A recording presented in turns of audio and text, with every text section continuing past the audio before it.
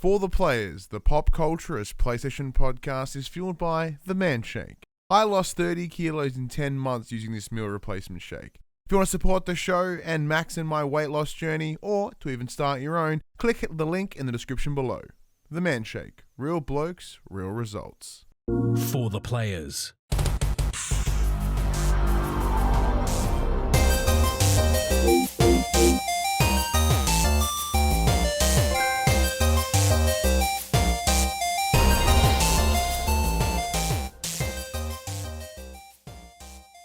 I'm Ryan Betson. I'm Max Cooper. And this is For the Players, the Pop Culturist PlayStation podcast for 40 years of playing PlayStation and 8+ years in that gamers media combined. I'd like to thank you for joining us in this PlayStation conversation. This PlayStation conversation happens every Monday morning at 8 a.m. on podcast services, including Apple Podcasts and Spotify, and 9 a.m. on those YouTubes. If you'd like to take part in future conversations with us, come and check out our socials. Facebook, Discord, Instagram, and Twitter. All of those links can be found in the description below. If you want to join us as the conversation happens, head over to twitch.tv/thepopcultures, where you can watch us record this show live, where you can jump in the chat and become part of the show. If you want to support your show, you can. Tell your friends, tell your family about this PlayStation pod. If you are watching us on the YouTube, be sure to like, subscribe, and comment below. I endeavor to answer every single comment. If you are on the YouTubes, be sure to give us a 5-star rating and a written review. If you want to support us financially, you can at patreon.com/thepopcultures, as well as our merchandise store, popcultures.com/shop, where you can buy shirts and other assorted shit with our logos on it. Now, we're going to let you guys in on a little bit of a secret, right?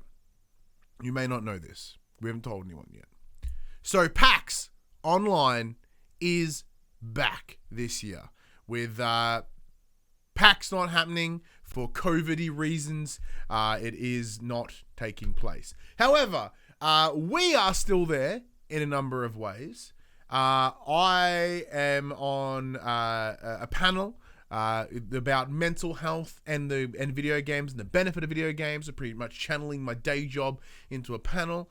I was very kindly invited to go on and chat about that, which is awesome. Additionally, we are doing a little bit of work with Audio Technica to do PAX Radio, which is essentially a constant live stream of podcasts over the PAX week online weekend through their Discord, through PAX Discord, as well as the Audio Technica Discord. You and I, Max, we recorded a special episode of this show for it. Where we discussed the state of PlayStation. So go check that out over the PAX weekend. It will be available, and I will also release it later down the line as a bonus little episode for everyone home. And then additionally, I recorded another episode where we talked about what is it that we miss about PAX and why it is important to us. So Max and I are kind of thrown because we kind of already recorded it for the players this week, but we haven't, and it's broken that it's messed with the routine Just a little bit. So hence why we were thrown out there. If anyone watched Twitch, we had to redo the intro because it was like because everyone knows that we nail the intro first time every time. That's right. Yeah, unless you're on Twitch, you don't see how many times it takes. So how's your week been, my friend? Yeah, not too bad. It's been a week. Nothing too terribly exciting. Earlier this week, my boss approached me and said, "Hey, how would you feel about, working some weekends for the next month? Work's going to get pretty busy. They've asked for some extra people." And I'm like, yeah, I could work one extra day a week. I need a new computer monitor. If I work an extra 4 Sundays, I can just buy it straight up at the end of the month. That'll be nice. And now that the weekends come, it's like, why the hell did I want to work on a weekend? That happens every time I have ever agreed to overtime. I'm instantly having regret. Yeah, every time I've taken overtime ever has resulted in me going, I hate myself. Yeah, but the big difference. But there is a light at the end of the tunnel. I can see why I'm doing it, and it'll hopefully. And it's a good light because it's a lovely new monitor light directly into your face. But yeah, I can finally get rid of my dodgy computer monitor that has the Final Fantasy Online map burnt into the screen because I've played that game way too much. Well, there's that too, I suppose. A bit more clarity around your screen would be nice. But yeah, I've had a pretty sweet week actually. So this was meant to, I think I talked about last week. This was my week off work. I ended up working half of it anyway, but I did get to have Thursday, Friday off, which was nice. It's a whole lot you can't do because it's locked down. It's not as locked down anymore, but it's still free. But you can't go places because everything's got capacity capped and stuff. So I didn't really go anywhere, do anything. I caught up with a friend of mine, and her and I wandered around town. We recorded some pods. I edited those bastards. I kind of just hung out, really. And it was actually quite nice. I just sort of relaxed and didn't think of things. But it's this weird space where I'm also not really good at not doing things. I suck at it. I really suck at not doing things. Because, if I'm I might just sit and play games, but then I feel guilty about playing games because I feel like I should be doing something else. And then if I'm doing something else, I'm like, why am I doing something else? Why am I just relaxing? It's this, I'm in this vicious cycle of my brain. But no, it was cool. I want to paint I got some minis. I want to do some bit more painting. I just watched some wrestling. Craig and I are watching the X-Files now, which has been a blast. It's been good. I'm glad I took the days off. I'm really glad I did. It does feel a little bit refreshed, but I'm very much looking forward to returning back to that routine structure that I like. But one thing we talked about was the playing of the games. Where things move a little bit faster in today's episode, which is nice. Because normally it takes us fucking forever to get to this bit. Max, what have you been playing this week?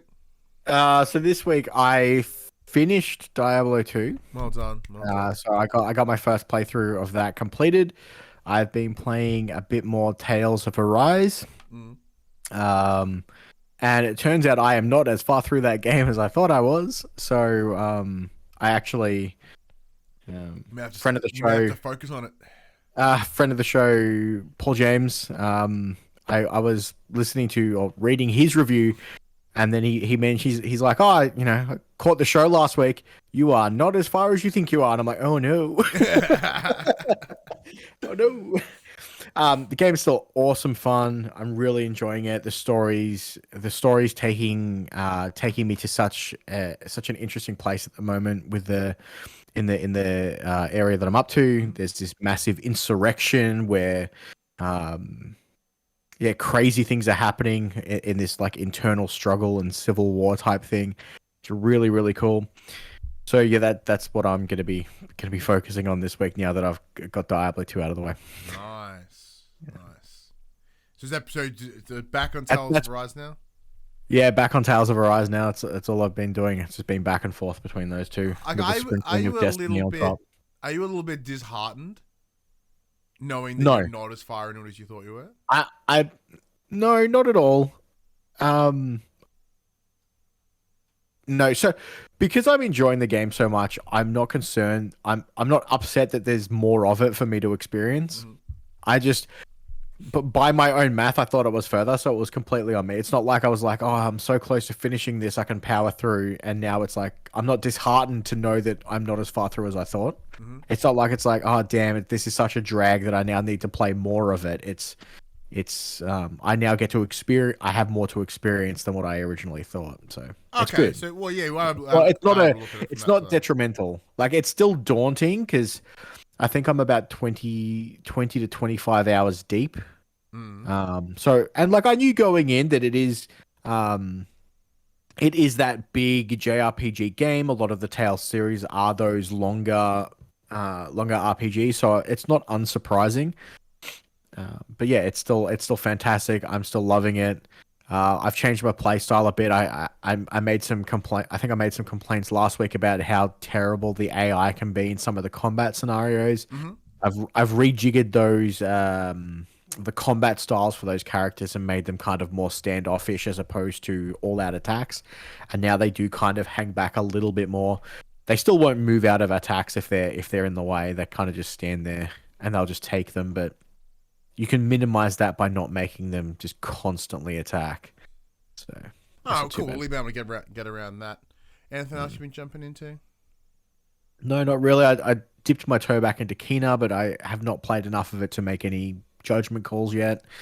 And then obviously my weekly game that I'm married to, I've been playing Destiny. Nice. Destiny's still Destiny. They're still doing that weekly storytelling, which is a fantastic way to do a live service game.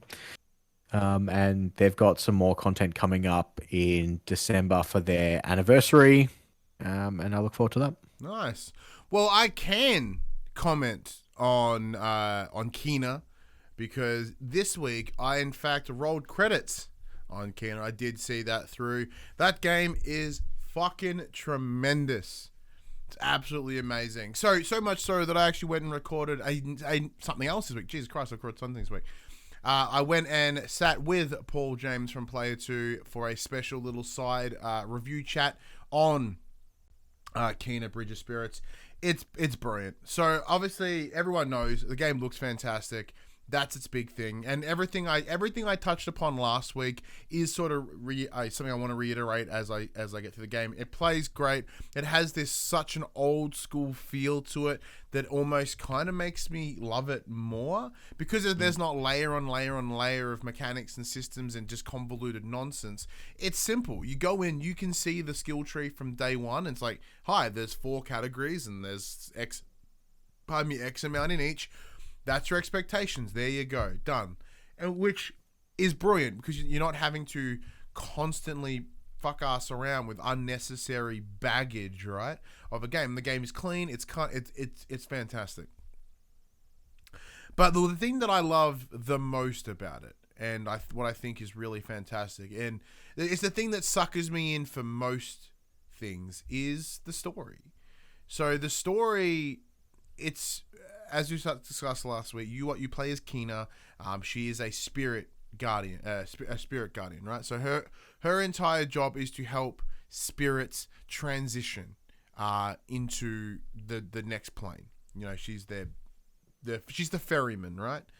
Mm-hmm. And so what your involvement is in this world is you are there to ferry these spirits that are stuck in the world, and hence why they're causing sort of detriment to the environment around them is because they haven't quite made that cross yet, right? So there's something keeping them to this plane. So without going into spoilers, at its core, this game is grief, it's fear, it's loss. They're its key points in its story, and it hits like a bastard, and it's so good. So as in, I wasn't left in the broken, wounded tears here at my desk, but there were some tears that rolled, especially because there's only 3 major acts, right, or 3 major spirits that you work with, and so once again, so it's a nice shorter experience. It's not like there's 12 of these guys, and each of them hit a different one of those subtexts that I mentioned. So it's really cool, really cool, because you kind of learn about these spirits, because I think I touched upon this last week as well. So even though it is called Kena Bridge of Spirits and Kena is the main character, she is almost not the point. She's there to transition the story forward. However, the focus is constantly on the spirits that you meet and their journey, and if anything, they're almost more important and more interesting than her. Okay. Which is fantastic. So is it a linear setup? Because you mentioned that there's 3 main points. So is it a linear setup in the idea that you do one thing and then go down to the next path and then go down the next path? Spot on. Or is there some backtracking involved and it's kind of like a open, or is it just very linear progression? So it is open world, but with a linear progression, right? So so there's a little bit Metroidvania in the way that there are certain areas you can't get to yet because you don't have the right skill or the traversal mechanic or whatever, right? So you go down that one path because there's the main village, right, which is essentially the central hub, and then coming off that are those different spaces. Now, I think I talked about last week the idea of masks, right? And these masks are representations of the individual, and that's what they use, and they put that on their gravestone. And as this mask deteriorates over time, it's sort of especially representative of the transition to the other plane. So there are certain areas that you can't get to until you get the new mask, and that new mask is unavailable until you beat that other spirit boss. Okay. Right? Yeah.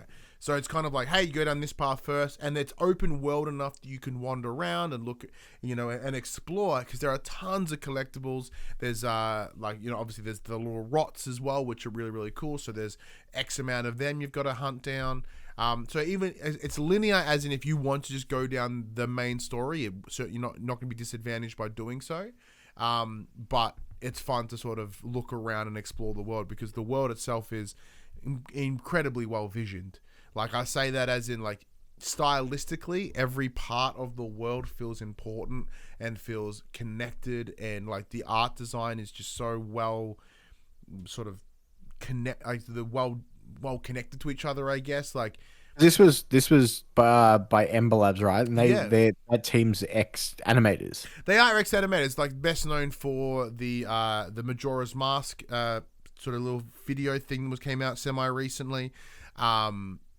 So that was pretty cool. So to sort of have that, which is also great, because Majora's Mask, from my understanding, is pretty much about death and loss and stuff as well. So, like, it's great they've been able to really focus on that, because I think it is kind of a universal feeling. Yeah. But like, it is something. We'll touch about this in the conversation with Pad as well, but I will get to that. I'm detracting. So yeah. So in terms of its base system, it is that Metroidvania. You go to an area and you find a new skill. You come back and then you go to a new area, and there are new ways to use that skill. And so it does live that very much that old school delivery of like, hi, welcome to the new area. Here's the new tool. The next circumstance will help you learn that tool better, and then now there's more spaces in the world where you can use it. Yeah. Which is very, very cool. But yeah, so in terms of that universal feeling, so I kind of likened it to a little bit like The Last of Us Part 2, right?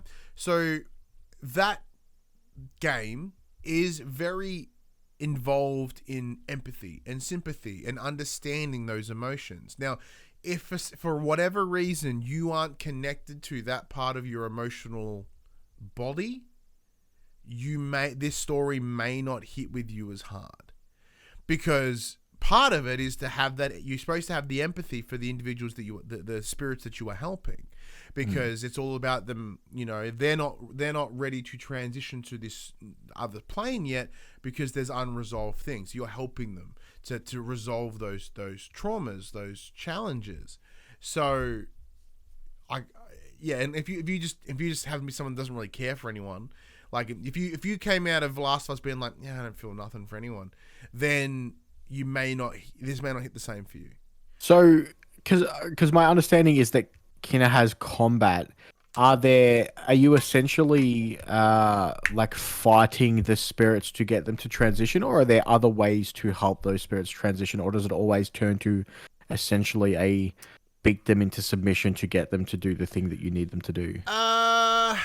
Kind of. So within the world, there are manifestations of the spirit, of the negative energy that comes from the spirits not transitioning to the other plane, and you see that in terms of like these little creatures and sort of the random mooks that you fight.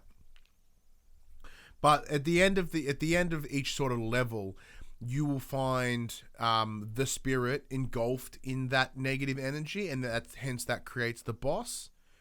So an example is this. I know this is spoilers, but also not really. So the second individual was a blacksmith, like a crafter. So their key weapon is their big forge hammer, right? But it's a more like negative energy set one. So the idea is at the end is you collect a bunch of relics to connect them back to themselves, and then you take them on in a fight, and then once you defeat them, it destroys the negative. Okay, so it destroys the negative energy and allows the spirit to. Yeah, and then that allows them to break, because that, for whatever reason, they are resisting that. Yeah. That ferry trip, and then you're helping them get to that place. Then you sit with them and you talk to them, and then whatever. Okay, cool. Across. And then it's because there's a lot of really cool, like I kept getting a lot of Concrete Genie feelings in this game.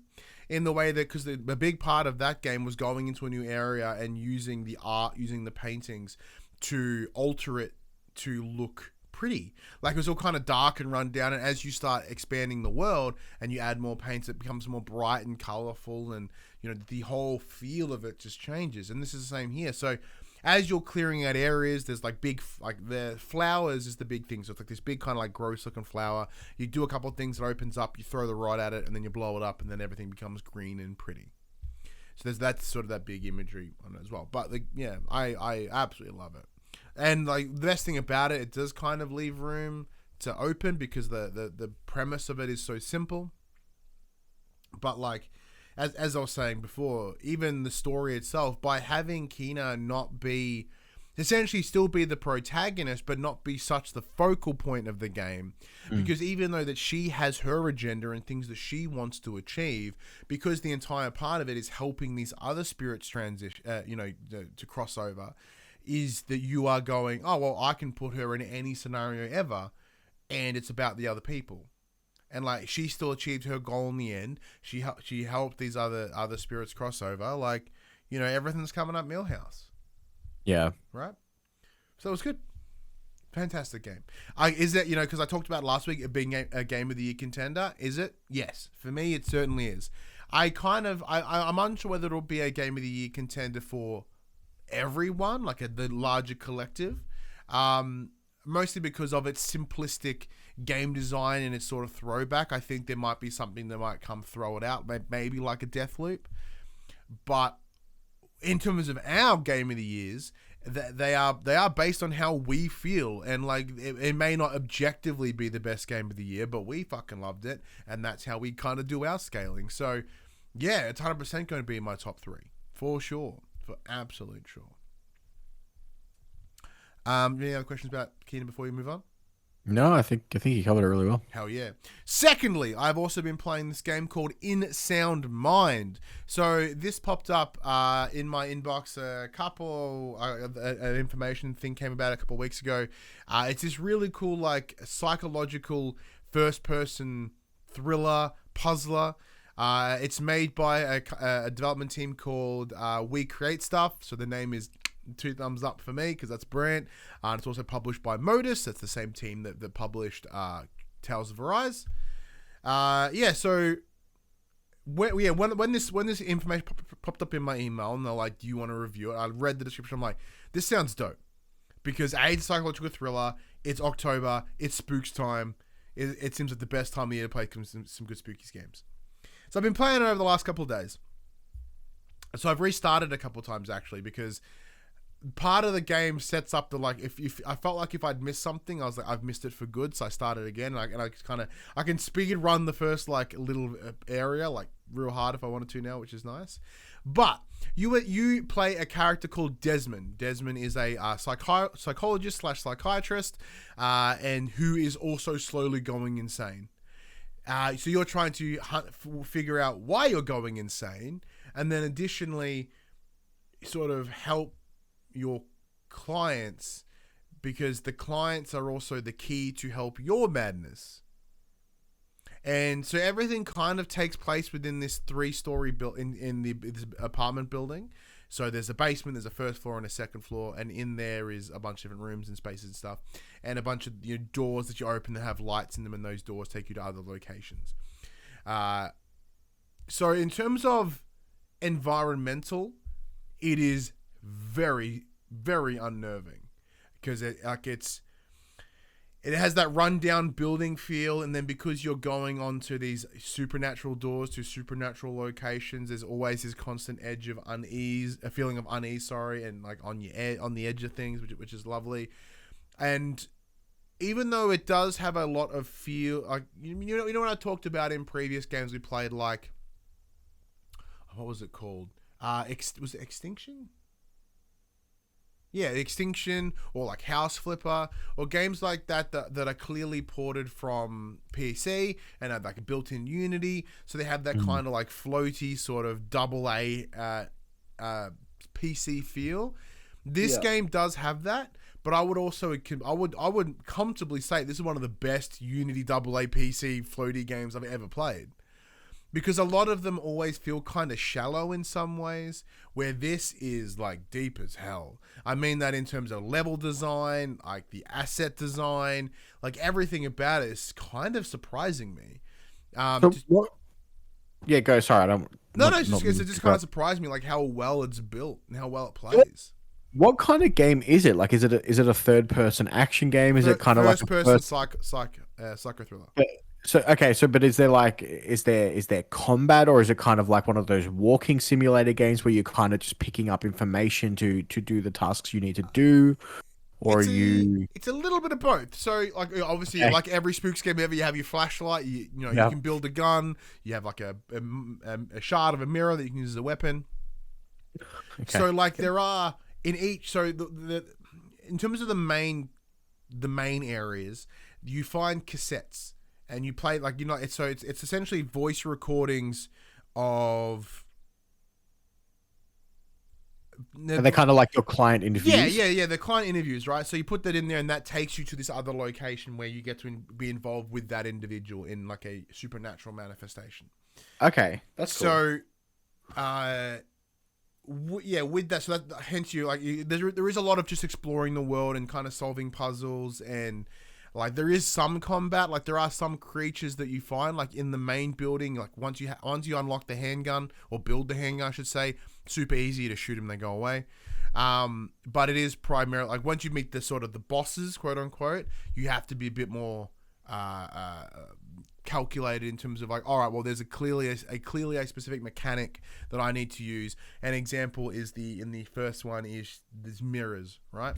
So you need to draw the individual. You need to draw them to a mirror in order to get them to take damage. But you also use that mirror shard. So if they spot you and stalk you and like try to attack you, if you hold up the mirror shard and catch them in their reflection, they'll go, oh shit, they'll leave you alone because they don't like their reflection. So That's cool. That's such a cool idea, right? And then even every scenario, if you look in that thing, it'll also show you where collectibles are in the world. It'll also show you hidden writing on the walls to help you solve puzzles. There are like a nice couple of layers in the game that I really didn't think were going to be there. So they do play a little bit into that, like, the supernatural mixed with, mental health. It's that kind of that old trope. But I don't think it's too bad. I think it works fine in that sense. Because you mentioned a few times that it's similar to that of like a psychological thriller. Are there many spooks in it? Are you getting? Oh yeah, shit yeah, like legit jump scares, which is awesome. Okay. So there's this overarching character, and like if you look at the game and look at the key art of the game, there is a gentleman who's kind of like purple with weird like oozy things and a hat and a trench coat. He's always around, and the he's just around. So sometimes if you just turn a corner, he's like there. You go hi, and then sort of disappears. Like you'll see him peep around a corner occasionally. You'll see him in the distance, like right in your peripheral. Like that design, it's almost Slender-esque, in the idea he's just sort of always around. And like, and then sometimes you go, oh, what's that? Like, oh no, it's not him. That's okay. But in the first tape, which is the first like boss world, mannequins play a key part. So mannequins just pop up nowhere and just like boom, and they say turn around like oh shit, and they turn around again. There's another one, whatever, which is always a blast. Then like sometimes they also help as well. Like I walk into a room and I go, oh, like there's a vent. I was like clearly needs me to get to the vent. I don't know how to do it, so I turn around and there's a mannequin there and he's pointing at the vent. So I look back at the vent and then I turn around and there's just a mannequin on the ground ready to like give you a leg up. Literally, like they're pointing at this like air conditioning event. So you go, okay, you look at the air conditioning event, and then they're standing next to it doing that. So then you jump up onto the level from it, and then as you go back to the vent, you turn around and they look back like this. I love it. That's awesome because it's using that look away kind of like weeping angel-esque aesthetic, but in like this positive way. Don't get me wrong. There's another time where you turn around and it's there, and they have a key, and that key unlocks the locker that you're just looking at. So you take the key, turn, and then turn, and you go, two thumbs up. I'm like, this is amazing. And then of course there's other times when you're wandering around the other location and you turn around and it's just there, and it's like right up in your business, and it's very unnerving. But like, yeah, some genuine spooks, which I loved. It's not like it is really playing on that psychological part of the thriller, which I love way more than on this like gore and violence. So I'm totally getting my kicks out of it. It's really, really good. Like surprisingly very good. That's too many games to play, Ryan. Yeah, I don't. The only reason It sounds really good. It sounds really good. And so because this week, just because I happen to wrap up Kena, I also wrapped up Paw Patrol as well. The game's not very good. The other ones, especially like only because the Mighty Pups was really good. This one isn't. Like it breaks my heart. So I was like, well, I'll go back to Deathloop, but like I'm not really feeling Deathloop right now. I'm gonna play the Spooks game. So I'll probably go back to Deathloop after this. But I think Alan Wake comes out next week. So Alan Wake comes out in 3 days. Ooh, okay, I might be playing Alan Wake instead. But yeah, I highly recommend it. I believe it's out now. If not, it's out very, very soon. Go check out Insound Mine. It is certainly on PC. It's just come to console. I don't know how much it is. I don't think it's super expensive because it's certainly not a AAA game. Go play it. It's good fun. Like I played it for a handful of hours at the moment, and I've already... Like, if I had paid for it, because I hadn't, code's been provided to us by Turn Left Distributions. I thank you for them. Probably should have said that at the start. I probably would have paid. I wouldn't have picked it up. I honestly wouldn't have picked it up because I did know about it. For those playing at home, it is $47.95 on the PlayStation Store. It's probably worth that, I would say, so far. Like, I don't know how it ends yet, because I'm in the... And it is available now. Yeah, I'm in the second tape world, and I think there's 4. By the looks of the way it laid out, looks like there might be 4, maybe 5. So yeah. Check it out. But before we get into the main meat of the show, Max, this getting section we call our Get Less Fat update. So for those of you that don't know, during this whole time from 2020 through to now, I have lost about 35 kilos using a product called the Man Shake. I was chugging on this earlier. It is a meal replacement shake that I'm an ambassador for. Max has also joined the weight loss party. He's lost 15 kilos this year alone. So they are also lovely supporters of the show. So we have this section to keep ourselves accountable, to tell you how we're going. It's just kind of where we're at. So Max, how has your weight loss journey been this week, especially as you head into week 2 of the Man Challenge? So yeah, as you mentioned, week 2 of the Man Challenge,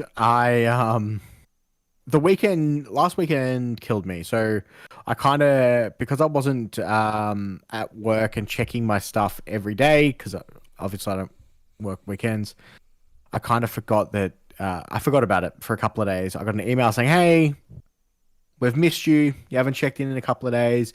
Don't worry, you can catch up on all the stuff that you've missed. And I'm like, okay, no worries. So I logged in, did all my stuff. I'm still hitting my step target every day. I find it very, very easy to hit my step target. I'm in a lucky position of my job's very physical. I get to walk around a lot. So my step counter is just... some of the days, the high intensity training is high intensity. Yeah, man. And, burpees still suck. To some degrees, lunges can also go suck a big one.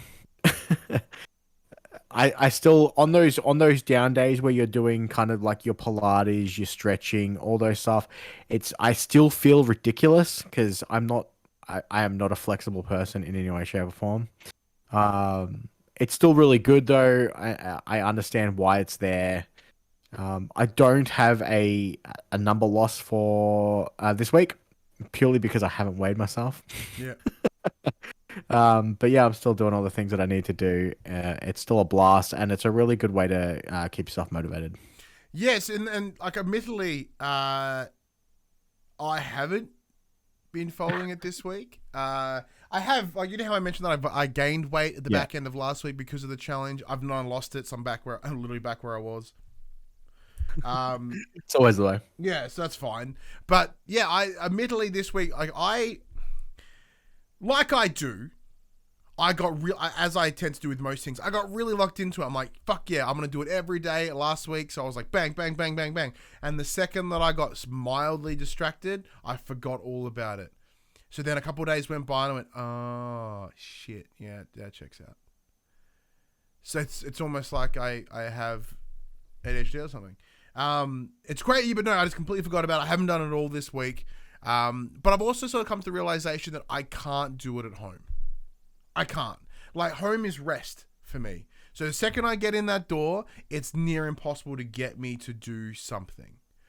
And I mean that in terms of like a physical exercise sort of thing. So now as things are easing up a little bit again with vaccinations getting to where they need to be, I'm going to return to the gym. I know you can only go like 10 people in a session or whatever, but it's like half-hour session. I'm going to book it in late at night and I'm going to go because I need it. I need it out of this house, because when I go there, it's a dedicated time to do something, and that I cannot argue. I cannot falter. But I'm going there with an intention. Sure. Where here I can put it off. And next thing you know, it's bedtime, and I go, oops. Yeah. So that's the big thing for me. So I did do it at the start of the week, so I kind of missed a couple. I missed over the weekend, so I caught up on Monday, and then it just kind of rolled off, and now it's Saturday, and I'm like, it's too late for me to catch up now. Oh well. It's a bit. It does happen. It's a bit disappointing. Yeah, life just sort of got in the way, and my inability to hold focus and pay attention really played a major part in that over this week. But yeah, oh well. Oops. Anyway, but if you want to support us on our weight loss journey, or maybe even start your own, you can by hitting the link in the description below. It is bit.ly/FTPmanshake. You don't even have to buy anything. Just by clicking the link, you help support the show, and who knows, maybe you'll even change your life like we are doing with ours. All right, now we get into the meat of the show, Max. This game is the section we call Inform the Players. We tell you about what happened this week in PlayStation. So much Sony news this week, and let's kick off with some research that was released earlier this week by PlayStation Australia. So PlayStation Australia has found that Australians are using online gaming to stay connected with friends and family more than they ever have before. This research done by Telest, unveiled earlier this week, has also shown an increase in video game related subscriptions, up 13% from a year ago, as Australians look for new ways to stay entertained. The new consumer research from PlayStation Australia shows that more than 4.5 million Australians are using online gaming to stay connected to family, friends, and loved ones, and that over 500,000 Australians, about 669,000, use online gaming as their primary method of communication. Other key findings were that over half, 52% of Australian gamers have used online gaming to stay connected to people they haven't been able to see in the last 18 months. 51% of Australians agreed that online gaming has a positive effect on their social life. 25% of gamers are using online gaming as their preferred form of communication to stay connected with friends and family over any other communication platforms. And 8% of those surveyed have formed a romantic partnership or bonded with their partner through online gaming. 68% of Australian gamers agreed that online gaming has had a positive impact on their mental health over the past year. 40% of the baby boomers and 44% of retirees have also claimed that gaming has helped their mental health. As a disclaimer, this research was conducted by Lonergan Research in accordance with the IS 2025-2 standard, and they surveyed 1,000 Australian gamers aged 18 plus, and the surveys were distributed throughout Australia, including both capital cities and non-capital areas. See, I love this. And this research took place between the 14th and the 20th of September this year. Yeah. See, I straight up love this for a number of reasons. For one, look, for those, like any of our regular listeners will know this, but if there's any new ones in there that may not, my day job, I am a mental health worker for youth and young adults, where I use gaming hobbies to assist them, help them deal with their mental challenges, as well as ASD, ADHD, those kind of things. Like, that's the wheelhouse that I work in. So my entire job is to help use gaming hobbies to assist with isolation and socialization and communication skills and help them reconnect with their people, right? So literally having this data, just backs up what I do. And I'm 100% taking this data to work to use it as proof of what we do and why it's valid. Because gaming is amazing. Gaming is healing. Gaming is connectivity. Like, even though, Max, you and I, we live in the same town, but like, we use gaming in a different way here, as in like the way you and I catch up is by doing this show and communicating around gaming.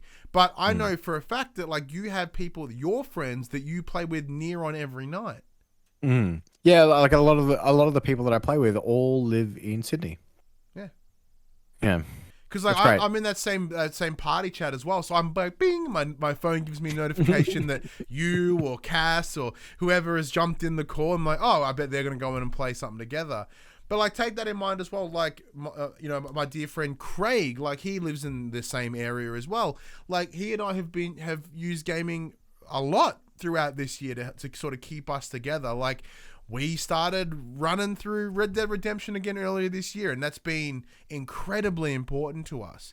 Like, we took the calming idea of just riding a horse around, this part of America as this way to sort of us to party up and have fun, and it's been incredibly important. Like, I can't understate how great. Now, granted, we'll have to admit, unlike the data, Craig and I are yet to form an emotional, romantic relationship from the online gaming. I'm not ruling it out, of course. I mean, I don't believe that for a second. There's going to be lots of smooches by the end. Yeah. Guaranteed smooches by the end. But like, guaranteed smooches by the end. What I love about this as well, in terms of the data, is how it's expanding age groups, man. Like, we know that the average age of the gamer is getting higher and higher as times are changing, but what we're seeing here is like, the baby boomers and whatnot, individuals that would never have played games before in their life have been over this time. Like my stepfather, he's 60 something. Yeah, 60 something.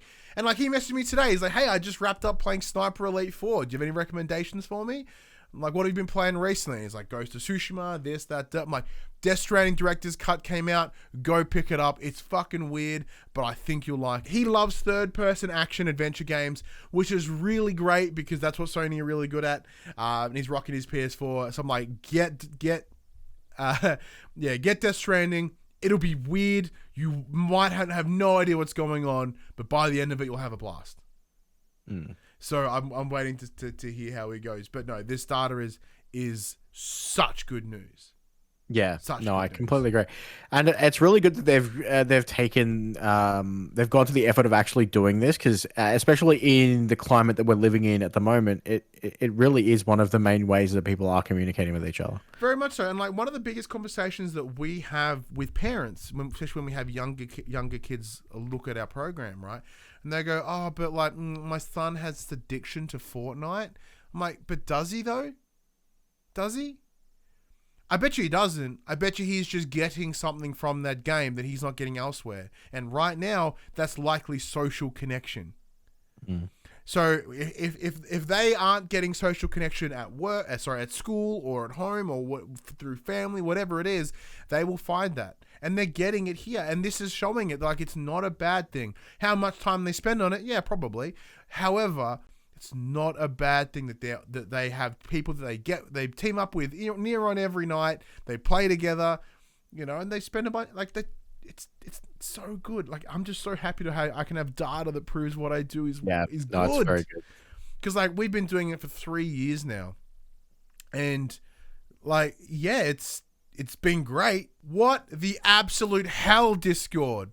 All right, cool. We might be able to play games together online. That's really good, but recording shows online, trash, absolute trash.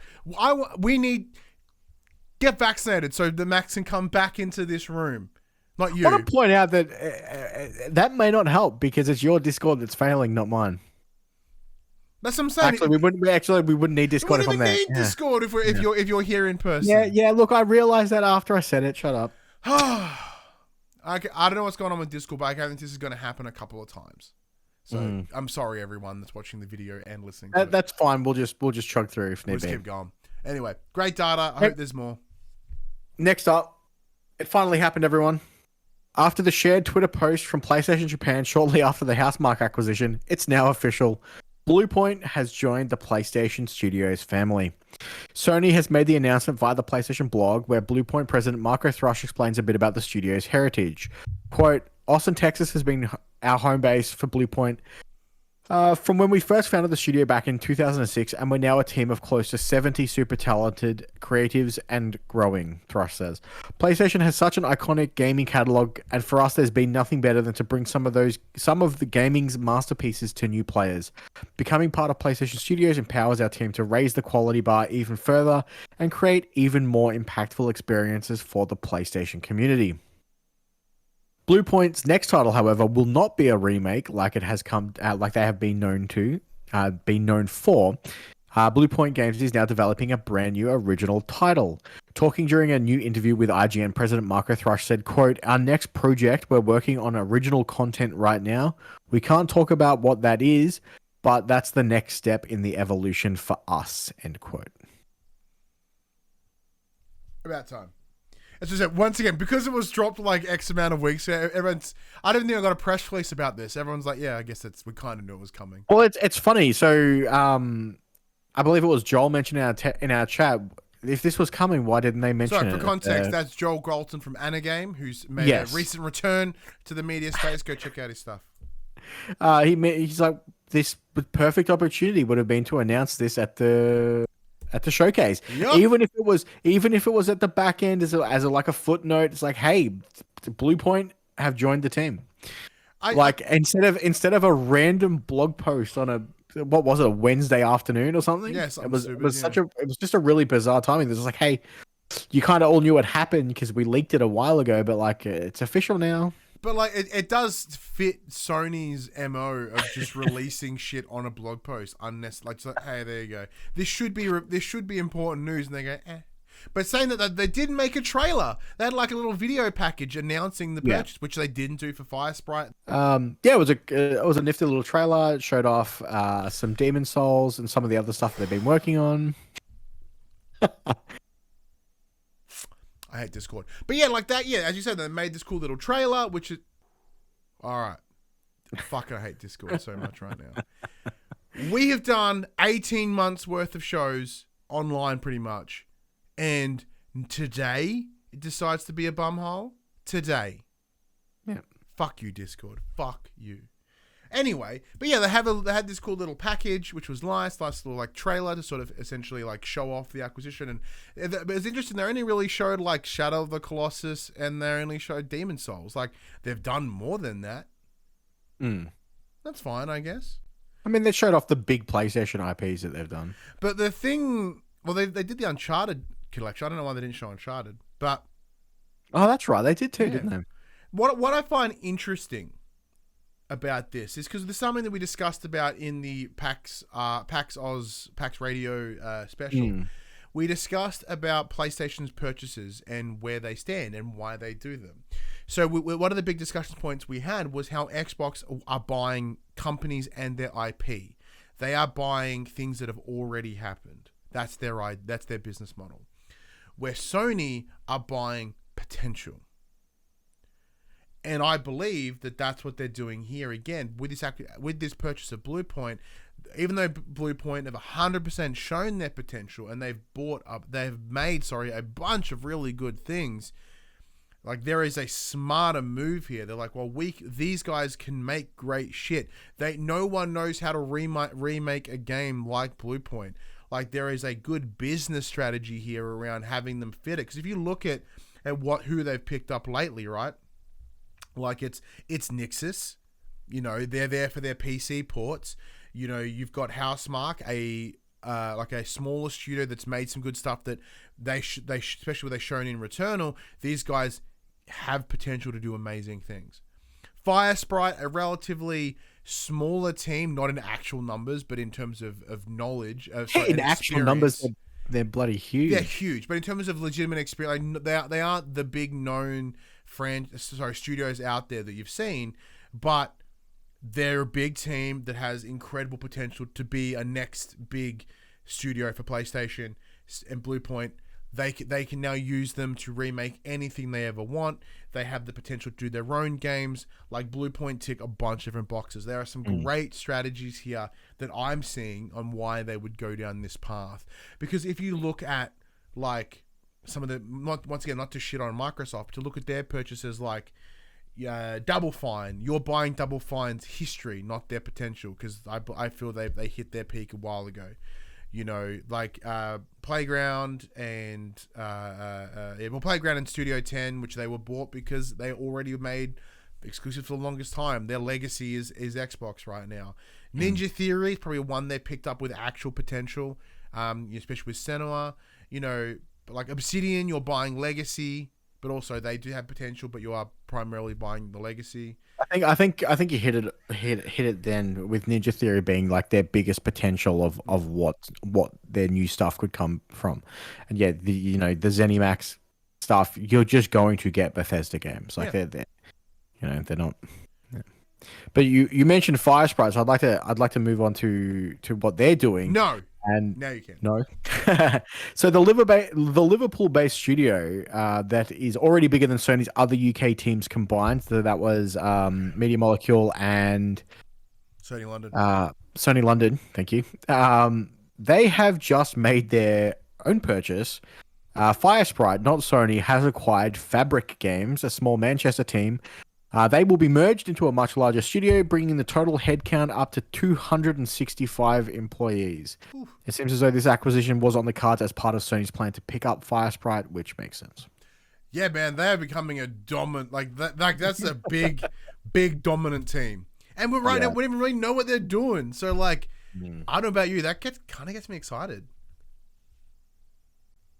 Have you heard about this? So Sony has sent out a wave of emails that introduces a new feature for PlayStation 5 owners called Game Trials. Starting from, I believe it was yesterday, the firm is giving PlayStation 5 owners the chance to download certain first-party titles and try them free of charge for a limited time. The first two titles available are Death Stranding Director's Cut and Sackboy: A Big Adventure. The catch, to activate the game trial, you'll need to head over to the PlayStation Store and select the trial option that's labeled free. Death Stranding Director's Cut will offer 6 hours of playtime, while Sackboy has a 5-hour trial.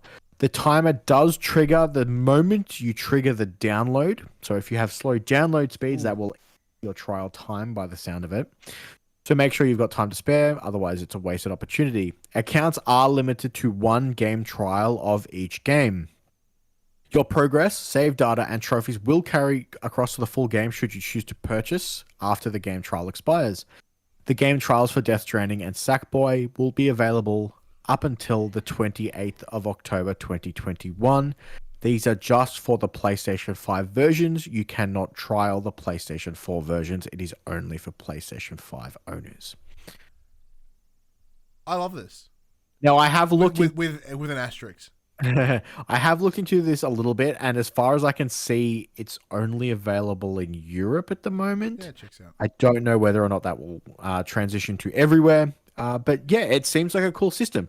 I remember back on, I think it was the PlayStation 4, when they invested in that Gaikai technology, they were going to be like, every single game will have this trial mode. You're going to be able to demo these games before you buy them. And it sounds like they're probably not using that system, but it sounds like they're finally introducing trial modes, which is great, especially when the RRP of games has gone up a lot in like from in the last generation jump. It's more important than ever to be able to try something before you spend that $125 Australian investment. Absolutely spot on. Like it's with the cost of games getting higher and higher, and people like to try before you buy. Demos, some of my strongest memories are playing demos on PS2 and PS1. And then that inspired me to then go pick it up or save my pocket money and go and buy it. So, don't get me wrong, I've played plenty of trash games in my time that I bought just off the shelf, and that sucked. And I'm glad I don't have to do that anymore. But this is a great idea. This is a great initiative. And I think hopefully it expands to at least all first, second party games. You know what I mean? Like anything that has a pretty locked in deal with PlayStation would work in its favor. Because that's the greatest thing. Like if you just go in and you've already got it downloaded, right? So say the game is 40 gig. You download the 40 gig, it's good to go. And it's like, hey, you've run out of time. It's already installed. Do you want to buy it? Like that's good. That's good incentive, because if you had to then buy it and then re-download it, like if you downloaded like the demo version that's like 8 gig, right? And then you have to download the rest of it now. It's probably less incentive, but like if it's like, hey, it's already on your console, the full game is already here. You just gotta click OK, and I think that is great. The thing I was going to mention there as well, but like Death Stranding is a great one to do it on as well, because I don't know if 6 hours of Death Stranding is enough to work out what that game is. Oh, not at all. Personally, and like that game does, as much as I hate to admit it, it doesn't put its best foot forward.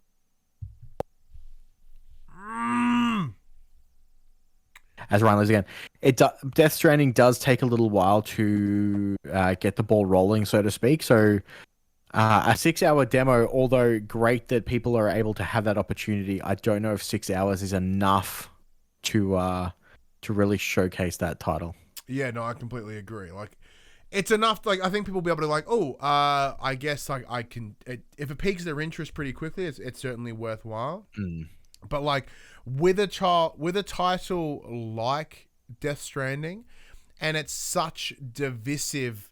Like review discussion and stuff. The trial is the best idea, because if it grips you early, it's fantastic. You're going to enjoy the whole thing.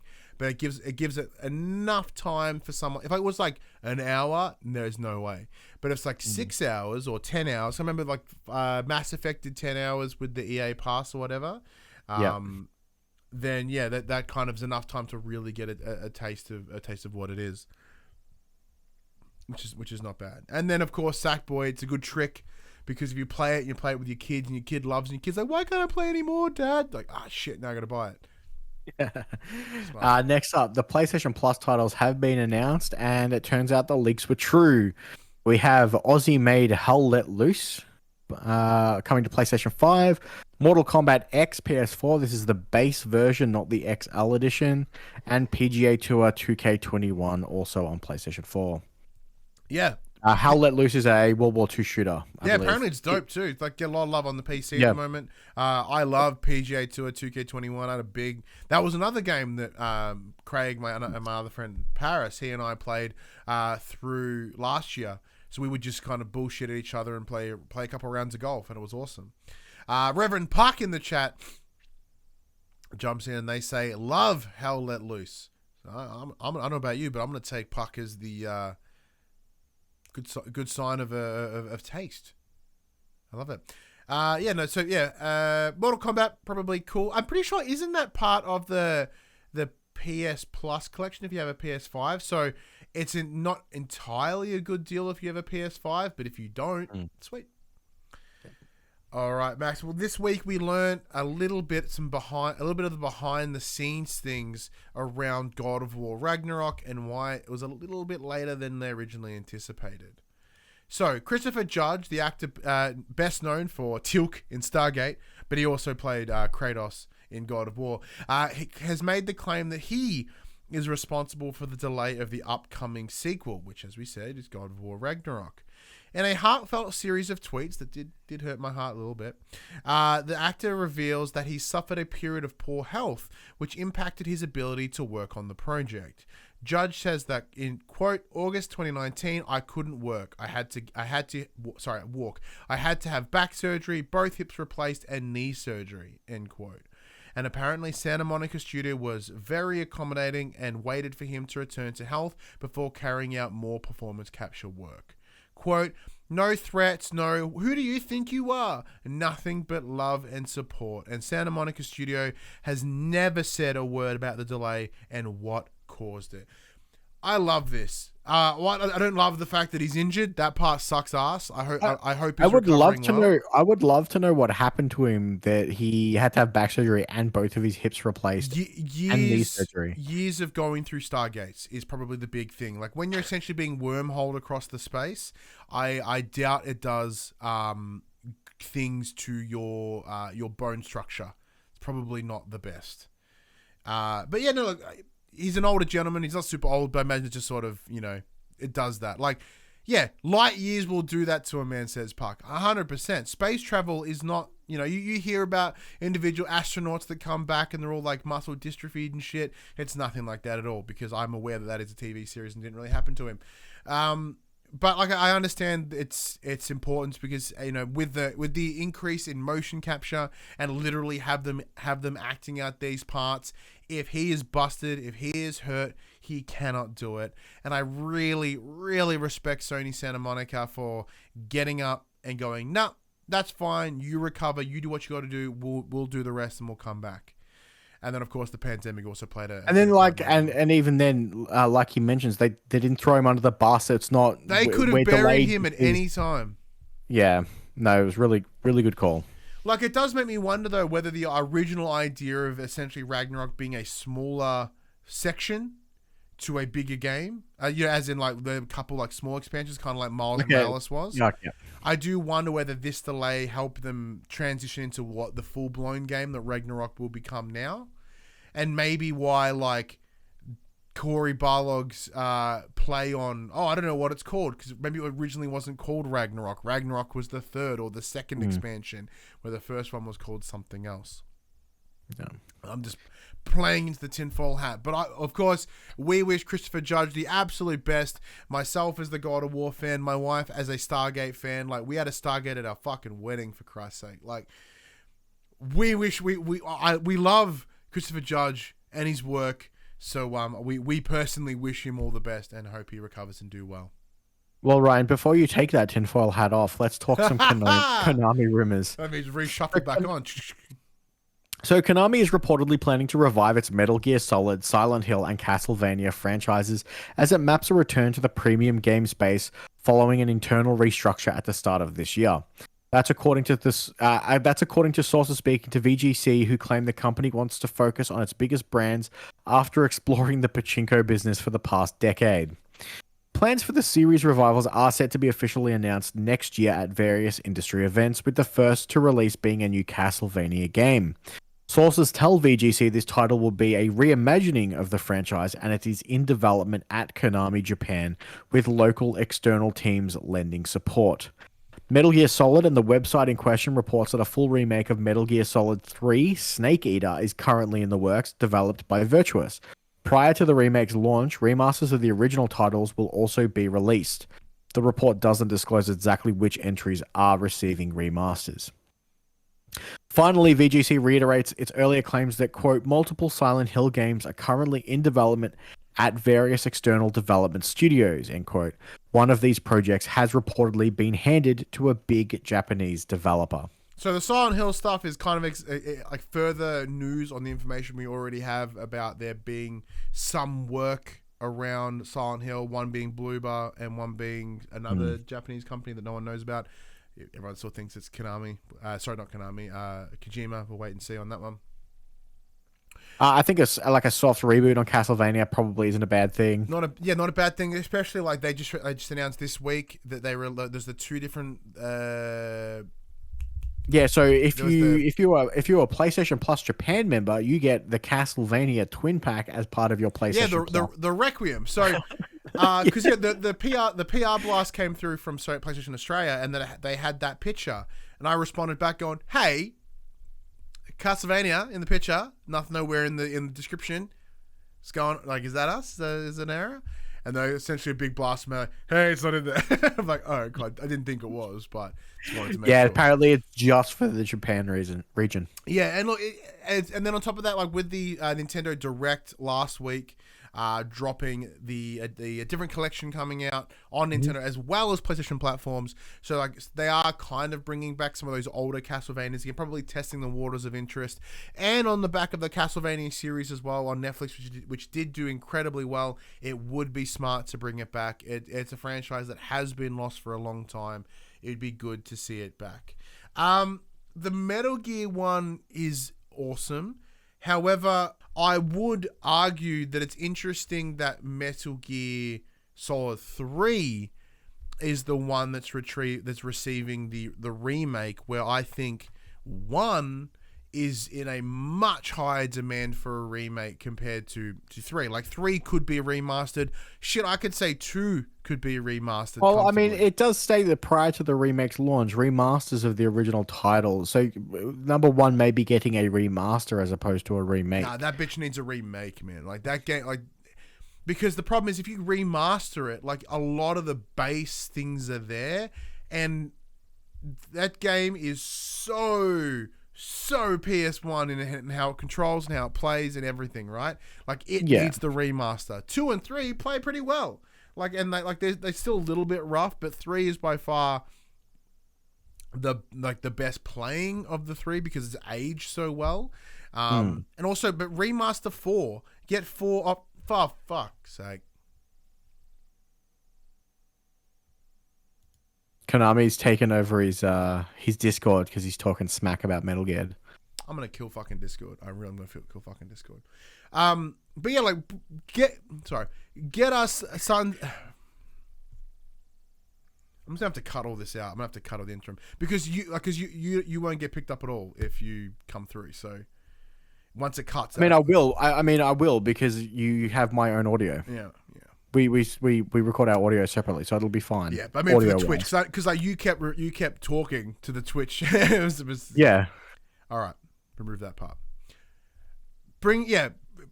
Remaster Metal Gear Solid 4 Sons of Liberty. It's completely stuck on that console, and it's actual bullshit that there's no other way to play it. Because right now you can play it's not Sons of Liberty. No, Guns of the Patriots. Sons of Liberty is number 2. Good on you, dickhead. Yeah. Sons of Liberty and Snake Eater are both playable on Xbox right now, which is absolutely insane. But Guns of the Patriots is literally stuck on PS3. Bulb, and like that game looks fantastic. That doesn't need a remake. That needs a remaster. So I'm hoping that there's some translation here somewhere, and they're like, oh no, 3 is getting remastered, 4 is getting remastered, number 1 is getting remade. That's what needs to happen. Like, because we've heard about this Metal Gear Solid remake for the longest time. Maybe like people just assumed it was the first one, where it's been the third one this whole time. Which interesting decision. But look, any more Metal Gear, not a bad thing for me. Hey Max, guess what? Yeah, I know. I get to do the quick bits. There's not many this week. Netflix buys Oxenfree developer Night School Studios, so they're really doubling down on their wanting to make games part, which is interesting. Because I know you were pretty interested by this. What's your thoughts on it? The studio is interesting. I mean, it's interesting that Netflix is getting into the gaming space. Obviously, they want as many subscribers as they can. If they can open up their service to more than just TV shows and movies and have more of an interactive medium, they might be able to pull in more subscribers. I would imagine this is purely just we're trying to get more money out of our subscribers. Whether that be an extra tier where it's Netflix Plus and you get games with it now. I don't think they'll roll it into just a standard service. Yeah, it's interesting. I mean, this is just, they've only got one studio for now. It's not like it's not like they purchased ZeniMax or something, but it could be the start of something bigger. Nice. God of War wins IGN's best, so 2018 wins IGN's best video game of all time poll. It was up against 65 other titles. Yeah. And I agree. It's personally one of my favorite games of all time. Is it the best game of all time? I don't know, but to me, it's certainly up there. So much so that I've got the axe on my wall. I've got like 17 different God of War things behind me. I've got statues that come in a couple of months that I bought up from EB Games. Like, I think this game's absolutely tremendous. I know this would be probably a big point of contention for quite a number of people, but I think the game is an absolute masterpiece. And so even on my personal list, bingo, it's on there, and it should, as damn well should be. Do you agree with it, Max? It's no Breath of the Wild. Breath of the Wild can eat my asshole. No, it is one of the best games. Yeah. It's really not hard to argue that that point of view. Not at all. And then Grand Theft Auto Trilogy, the definitive edition, has been rated in Korea. So this is you're presuming here that it's the remastered versions of 3 Vice City and San Andreas. Because there was originally that trilogy pack on the PS2 and the Xbox. However, I think there was an asterisk to this. I think the rating wasn't for there's no mention of the remaster in the rating. That wording that I've put is the exact wording on that rating thing. Interesting. Yeah. And finally, the Game Awards will be returning this year on the 9th of December, but it's in person, Max. Hot damn. Hot damn. Well, we will likely still be in some form of lockdown here in Australia, so especially here in Victoria. International travel's supposed to open up in December, so get fucked it is. All right, the top 10 best-selling PlayStation 4 games in Australia for the week ending the 26th of September. Number 10, GT Sport. Number 9, UFC 4. Number 8, PlayStation Hits God of War. Number 7, Assassin's Creed Valhalla. Number 6, PlayStation Hits Horizon. Zero Dawn Complete Edition. I had a blank there. Number 5, Crash 4. It's About Time. Number 4, Red Dead Redemption 2. Number 3, Diablo 2 Resurrected. Number 2, Grand Theft Auto 5. Number 1 was NBA 2K22 for the third week running. Boo earns. Yeah. Next week, my prediction, FIFA 22. Oh, yes, FIFA comes out next week, hey? Yeah. FIFA came out yesterday. Ooh, so it's 100% being derailed. Here, but if you're not interested in NBA 2K22, here are some games that are coming out next week that might get you a little bit excited. Exophobia coming to PS4 and PS5 on October 5th. Jet the Far Shore to both PS4 and PS5, the game that was seen at the showcase semi-recently, or a state of play. Both showcases, I think. It's coming out October 5. Hell Let Loose, PS5, October 5th. Also on PS Plus if you're on the PS5s. BPM Bullets Per Minute coming to PS4 on October 5th. Alan Wake Remastered, PS4 and PS5 October 5th. A game that you and I are both very excited for. You because you've played it and you love it. Me because I've never played it and I'm excited. Super Monkey Ball Banana Mania, PS4, PS5 on October 5th. And a game that I'm incredibly excited for, Far Cry 6, PS4, PS5, October 7th. So me, personally, Alan Wake, Far Cry 6. Jet caught my interest. I might grab it a little bit later, but BPM is on my interest list because it's a first-person shooter, but the way all the guns work in the game is you have to shoot to the timing of the music in the background. Oh shit! Hence BPM. So it's this really cool rhythm shooter. Oh. Yeah. Oh. So that's on my list, as well as Alan Wake, as you mentioned. It's on my list too. I guess our lovely Patreon supporters might be buying another game for us this week. I'll check it out. But anyway, big thank you to everyone for joining us this week. And look, for those who joined us on Twitch, we are terribly sorry about the technical issues that we had with Discord being an absolute C word. And we do apologize. It normally isn't this bad. I 100% promise you. I'll be writing a very stern letter to Discord, and it will start with, "Dear Discord, what the fuck?" But big thank you for maybe I should wrap this up before you disconnect again. Yeah, so for those listening to the audio version, I hopefully would have nicely cut it out with the YouTube version, so you wouldn't have seen the thing. But anyway, yeah, thank you for joining us. We do really appreciate you taking the time to support the show. 220 something episodes later, we still love. I still love doing this every week, and I'm pretty sure you're the same, Max. Pretty sure. Oh yeah, very much so. Yeah, send it on home. All right, ladies and gentlemen. This PlayStation podcast happens every Monday morning at 9 a.m. on podcast services. No, at 8 a.m. on podcast services, including Apple Podcasts and Spotify, and 9 a.m. on those YouTubes. If you'd like to take part in future conversations with us, come and check out our socials: Facebook, Discord, Instagram, and Twitter.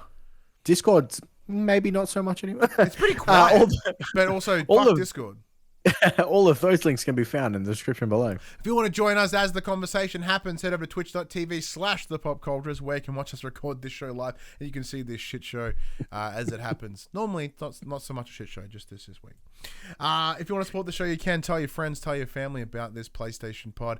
If you are listening to us on the podcast service, be sure to give us a 5-star rating and a written review. If you are on YouTube, be sure to give us a like, comment, subscribe, leave a comment below. I endeavor to answer every single comment. If you want to support us financially, you can at patreon.com/thepopculturist, as well as our merchandise store, popculture.com/shop, where you can buy shirts and other assorted shit with our logos on it.